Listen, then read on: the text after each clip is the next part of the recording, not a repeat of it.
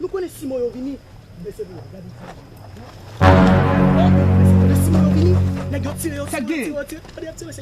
Trois cartouches qui prend balle, monsieur. Qui